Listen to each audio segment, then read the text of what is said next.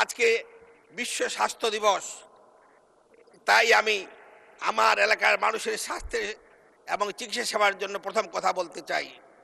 আজকের স্লোগান ছিল স্বাস্থ্যসেবায় বিজ্ঞান এবং সুরক্ষিত সকল প্রাণ, এবং ইংরেজিতে ছিল together for health stand with science.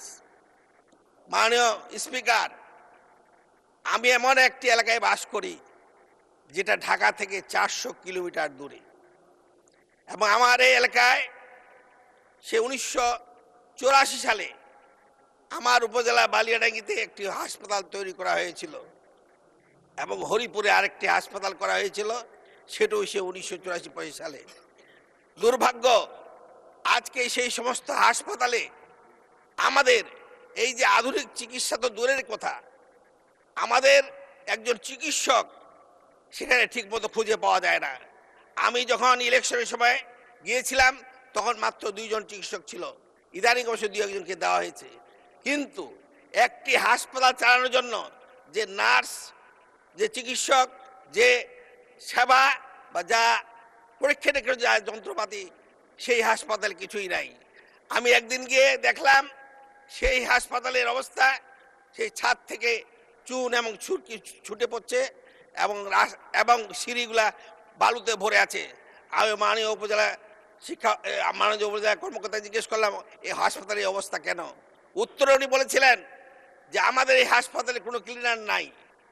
যে হাসপাতালে ক্লিনার নাই, যে হাসপাতালে এক্সরে করার ব্যবস্থা নাই, যে হাসপাতালে পরীক্ষা করার সরঞ্জাম নাই, সেই হাসপাতালে মানুষ কিভাবে চিকিৎসা পাবে?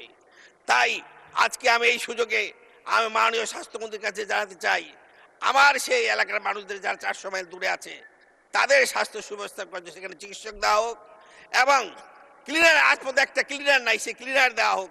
আমি শুনেছি সেটা নাকি আউটসোর্সিং থেকে দেওয়া হয় এবং বেতন বাইরের লোক একটি সংগঠন দেয়। যেহেতু তারা বেতন দেন না, কোনো ক্লিনার ওখানে কাজ করেন না।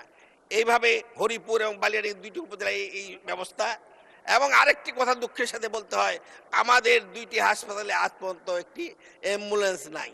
আমাদের কোনো কনসালটেন্ট, পোস্ট গ্রাজুয়েশন কোনো ডক্টর ওখানে নাই। এবং আমরা যারা এই পেরিফেরিতে থাকি তাদের সেই সমস্ত মায়েদেরকে আজকে এই 26 সালে এসেও যখন তার বাচ্চার অসুখ হয়, এক চোখে তার জল বুঝতে হয় আর এক চোখে আল্লাহর কাছে দোয়া চাইতে হয়, এবং সন্তানের মাথায় পানি দিয়ে জ্বরের জন্য চিকিৎসা করতে হয়। এটা আমাদের জন্য দুর্ভাগ্য। তাই আমি ওই এলাকার একজন সাংসদ হিসাবে বলতে চাই, আমরা 17 বছর এদেশের মানুষ আমাদের অধিকার আদায়ের জন্য, স্বাস্থ্য সেবার জন্য যে সংগ্রাম করেছি, সেটা আমার বর্তমান সরকার সেটা করবেন।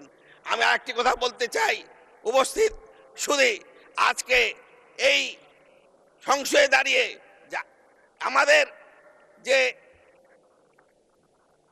শেষ আমাদের এই স্বাস্থ্য ব্যবস্থাকে উন্নতির জন্য আমাদের প্রতিটি ইউনিয়নে যে ওয়ার্ড ক্লিনিক, ইউনিয়ন ক্লিনিকগুলো আছে সেগুলো চালু করতে হবে, ডাক্তার দিতে হবে। পাশাপাশি আরেকটি কথা বলে আমি শেষ করছি, আমার এলাকায় রাস্তা প্রায় 1600 কিলোমিটার, কিন্তু দুর্ভাগ্য যে আমাদের 558 কিলোমিটার রাস্তা মাত্র পাকা করা হয়েছে, বাকিটি করা হয়নি।